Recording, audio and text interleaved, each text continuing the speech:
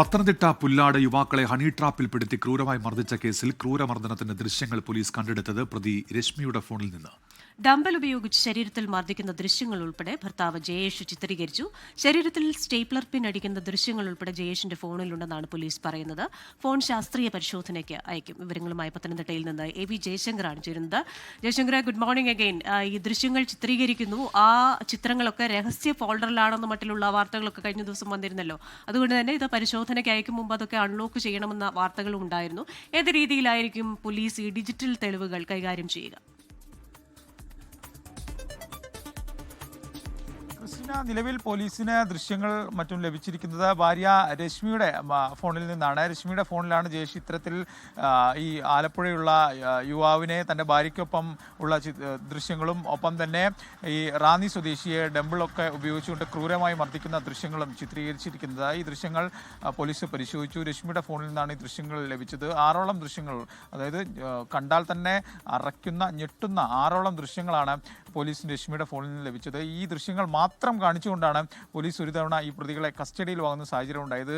ദൃശ്യങ്ങളുടെ മാത്രം അടിസ്ഥാനത്തിൽ ഒരു കോടതി കസ്റ്റഡി നൽകുക എന്ന് പറയുമ്പോൾ തന്നെ നമുക്ക് ആ ദൃശ്യങ്ങളുടെ ഒരു ഗ്രാവിറ്റി മനസ്സിലാവും. എന്തായാലും ഈ ജയേഷ് ഇതുവരെ സ്വന്തം ഫോണിൻ്റെ പാസ്വേഡ് പോലീസിന് നൽകാൻ തയ്യാറായിട്ടില്ല. ആ ഫോണ് ശാസ്ത്രീയ പരിശോധനയ്ക്ക് അയക്കാനാണ് പോലീസിൻ്റെ തീരുമാനം. കേസ് ആറന്മുള പോലീസ് കോയിപ്രം പോലീസിന് കൈമാറിയ ശേഷമായിരിക്കും ഫോൺ എന്തായാലും ശാസ്ത്രീയ പരിശോധനയ്ക്ക് ഉൾപ്പെടെ അയക്കുക. കാരണം അന്വേഷണത്തോട് ജയേഷ് ഇന്നലെ മുതൽ സഹകരിക്കുന്നില്ല. ഈ കൃത്യങ്ങളൊക്കെ സംബന്ധിച്ച മൊഴി നൽകിയെങ്കിൽ പോലും, ഇല്ലെങ്കിൽ ഏറ്റു പറഞ്ഞെങ്കിൽ പോലും അതിനപ്പുറത്തേക്ക് എന്തിനാണ് ഈ കുറ്റകൃത്യം ചെയ്തതെന്നുൾപ്പെടെ ജയേഷ് ഇതുവരെ പോലീസിനോട് പറഞ്ഞിട്ടില്ല. ആ കാര്യങ്ങളിലൊക്കെ തന്നെ ഒരു അവ്യക്തതയുണ്ട്. കാരണം ആദ്യഘട്ടത്തിൽ ഈ ഹണി ട്രാപ്പ് എന്ന് പറഞ്ഞെങ്കിൽ പോലും അതിനപ്പുറത്തേക്ക് എന്താണ് കാരണമെന്ന് ജയേഷ് പറഞ്ഞിട്ടില്ല. ഒപ്പം തന്നെ പ്രതികളുടെ മാനസിക വൈകല്യം ഉൾപ്പെടെയുള്ള കാര്യങ്ങൾ പോലീസ് നിലവിൽ പരിശോധിച്ചു വരികയാണ്. എന്തായാലും വിശദമായ അന്വേഷണം പോലീസിൻ്റെ ഭാഗത്ത് നിന്ന് ഇക്കാര്യത്തിൽ നിലവിൽ പുരോഗമിക്കുന്നു.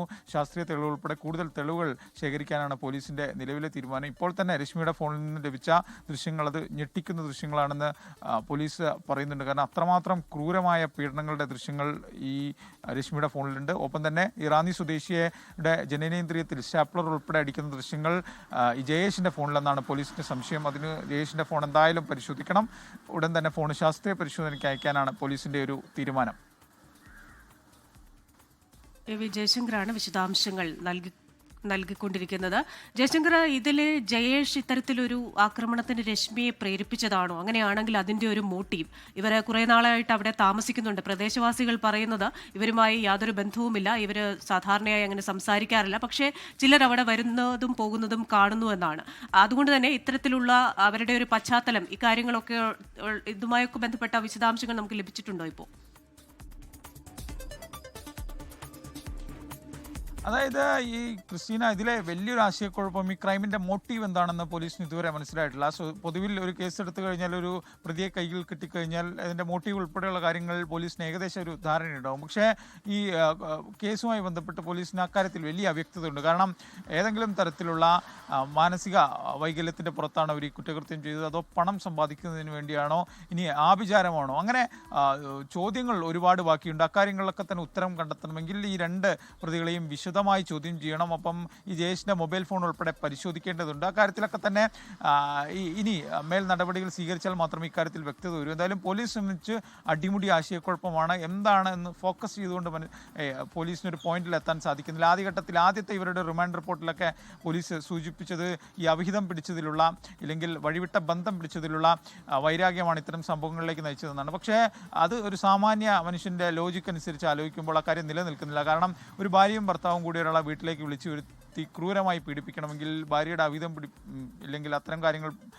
ഭർത്താവ് കണ്ടെത്തുമ്പോൾ സ്വതവേ നാട്ടിൽ അങ്ങനെയല്ല ഇത്തരം കാര്യങ്ങൾ, ഇത്തരം ക്രൈമുകളുടെ ഒരു ഓപ്പറേഷൻ എന്നാണ് പോലീസ് പറയുന്നത്. എന്തായാലും ഇക്കാര്യങ്ങളൊക്കെ തന്നെ പോലീസിന് വലിയ അവ്യക്തതയുണ്ട്. കൂടുതൽ ദൃശ്യങ്ങൾ പരിശോധിക്കണം. ഒപ്പം തന്നെ ഇവരുടെ പശ്ചാത്തലം ഉൾപ്പെടെയുള്ള കാര്യങ്ങളിൽ ഒരു കാര്യം കൂടെ, കാരണം ഈ ഒരു വിഷയത്തിൽ ഒരാൾ മാത്രമല്ല, മറ്റു പേർക്കും സമാനമായ രീതിയിൽ മർദ്ദനം ഏറ്റിട്ടുണ്ടെന്നും ചിലരത് നാണക്കേട് കൊണ്ട് പുറത്തു പറയാത്തതാണെന്നും ഒക്കെ തരത്തിലുള്ള ചില സൂചനകളൊക്കെ കഴിഞ്ഞ ദിവസം വന്നിരുന്നല്ലോ.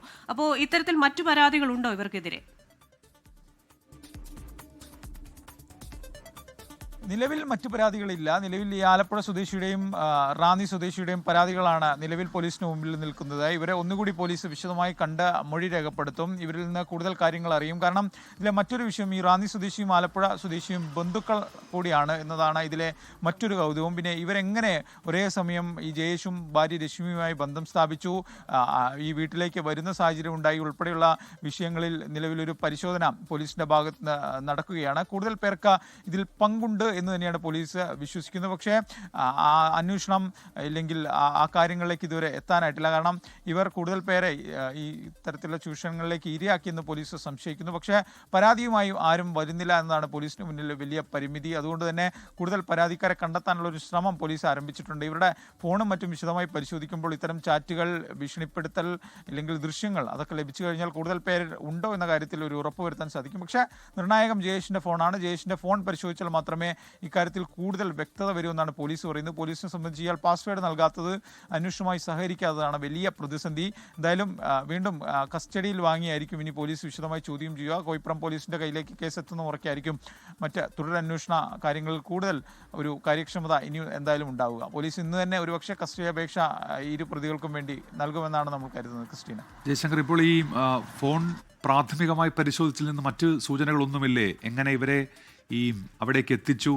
ഈ ചാറ്റിൽ എന്തൊക്കെ കാര്യങ്ങളുണ്ട് പരാമർശം? അപ്പോൾ ഈ മോട്ടീവ് എന്ത് എന്നത് അന്വേഷിക്കുമ്പോൾ അതുകൂടി നിർണായകമാണല്ലോ. ഈ പ്രാഥമിക പരിശോധനയിൽ മറ്റു വിവരങ്ങളൊന്നും കിട്ടിയിട്ടില്ല എന്നാണോ ജയശങ്കർ?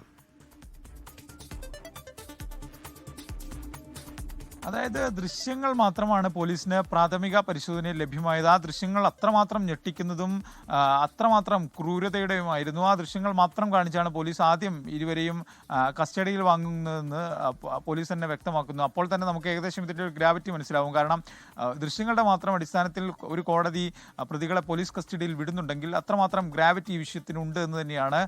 അതുകൊണ്ട് തന്നെ കൂടുതൽ പരിശോധന ജയേഷിൻ്റെ ഫോണിലാണ് ഈ കേസുമായി ബന്ധപ്പെട്ട നിർണായകമായ ദൃശ്യങ്ങളുള്ളതാണ് പോലീസ് സംശയിക്കുന്നത്. കാരണം ഈ സ്റ്റാപ്ലർ ഉൾപ്പെടെ ഇയാളുടെ സ്വകാര്യ ഭാഗത്ത് അടിച്ചിട്ടുണ്ട്. റാന്നി സ്വദേശിയുമായി കഴിഞ്ഞ ദിവസം നമ്മൾ സംസാരിച്ചു. അദ്ദേഹത്തിൻ്റെ കഥകൾ പറഞ്ഞതാണ്. അപ്പോൾ അതിൻ്റെയൊക്കെ തന്നെ ദൃശ്യങ്ങൾ പ്രതികൾ ചിത്രീകരിച്ചു എന്നാണ് റാന്നി സ്വദേശി പറയുന്നത്. അപ്പോൾ ആ ദൃശ്യങ്ങളൊക്കെ തന്നെ ജയേഷിൻ്റെ മൊബൈൽ ഫോണിലായിരിക്കുമെന്നാണ് പോലീസ് വിശ്വസിക്കുന്നത്. അതുകൊണ്ട് തന്നെ ആ ദൃശ്യങ്ങൾ പരിശോധിക്കണം. ആ ഫോൺ എന്തായാലും ശാസ്ത്രീയ പരിശോധനയ്ക്ക് പോലീസ് ഉടൻ അയക്കുമെന്നാണ് മനസ്സിലാവുന്നത്. ഒരു തരത്തിലും പാസ്വേഡ് കൊടുത്ത് ജയേഷ് സഹകരിക്കാത്തൊരു സാഹചര്യമാണ് നിലനിൽക്കുന്നത്. ഒപ്പം തന്നെ രശ്മിയുടെ ഫോണിൽ നിന്നാണ് ഇതുവരെയുള്ള ക്രൂരതയുടെ രംഗങ്ങളൊക്കെ പോലീസ് കണ്ടെടുത്തത്. ഈ ആലപ്പുഴ സ്വദേശിയുമായി ഒരുമിച്ച് നിൽക്കുന്ന ലൈംഗിക ബന്ധത്തിലേർപ്പെടാൻ തരത്തിൽ ഉള്ള ദൃശ്യങ്ങളുണ്ട് ആ ഫോണിൽ. ഒപ്പം തന്നെ ഈ റാന്നി സ്വദേശിയെ ക്രൂരമായി കെട്ടിയിട്ട് മർദ്ദിക്കുന്ന ദൃശ്യങ്ങൾ, ഒപ്പം തന്നെ ഈ മാരക ആയുധങ്ങൾ ഉപയോഗിച്ച് ഇതാക്കുന്ന ദൃശ്യങ്ങളൊക്കെ തന്നെ രശ്മിയുടെ ഫോണിൽ നിന്ന് പോലീസ് കണ്ടെടുത്തിട്ടുണ്ട്. അതൊക്കെ തന്നെ ജയേഷ് ചിത്രീകരിച്ചു എന്നാണ് നിലവിൽ മനസ്സിലാക്കുന്നത്. അപ്പോൾ ആ ഫോൺ മാത്രമാണ് പോലീസിൻ്റെ കയ്യിലേക്ക് ഇതുവരെ വന്നിട്ടുള്ളത്. അതിലെ ചില ചാറ്റുകളും വിവരങ്ങളൊക്കെ പരിശോധനയുടെ അടിസ്ഥാനത്തിലാണ്. കഴിഞ്ഞ ദിവസം നമ്മൾ ഈ ഈ രണ്ട് പരിക്കേറ്റ ആളുകളും ആക്രമണത്തിന് ഇര ആളുകളും രശ്മിയുമായി ചാറ്റ് ചെയ്ത് ഉൾപ്പെടെയുള്ള വിവരങ്ങൾ പുറത്തു വന്നത്. പുറത്തേക്ക് എന്തെങ്കിലും ഉണ്ടോ എന്നുള്ളത്, ഇല്ലെങ്കിൽ ദൃശ്യങ്ങൾ, ഇതിൻ്റെ എല്ലാം ഞെട്ടിക്കുന്ന ക്രൂരതയുടെയൊക്കെ ദൃശ്യങ്ങൾ അത് പോലീസിനെ ഈ ജയേഷിൻ്റെ ഫോണിൽ നിന്ന് വേണം വീണ്ടെടുക്കാൻ. ജയേഷിൻ്റെ ഫോൺ കൂടി പരിശോധിച്ചാൽ മാത്രമായിരിക്കും ഇക്കാര്യത്തിൽ ഒരു ജയശങ്കർ. ഏതായാലും ഇക്കാര്യത്തിൽ ഇപ്പോൾ പോലീസിന്റെ അന്വേഷണം, ഡിജിറ്റൽ തെളിവുകൾ ഉൾപ്പെടെ ശേഖരിക്കാനുള്ള അന്വേഷണം തുടരുകയാണ്. ലോകത്തെവിടെയായാലും ഏത് സമയത്തും 24 വാർത്തകളും ഓഗ്മെന്റഡ് റിയാലിറ്റി പാക്കേജുകളും എക്സ്പ്ലെയിനറുകളും വിശദമായി കാണാൻ ഞങ്ങളുടെ യൂട്യൂബ് ചാനൽ നിങ്ങൾക്ക് സബ്സ്ക്രൈബ് ചെയ്യാം.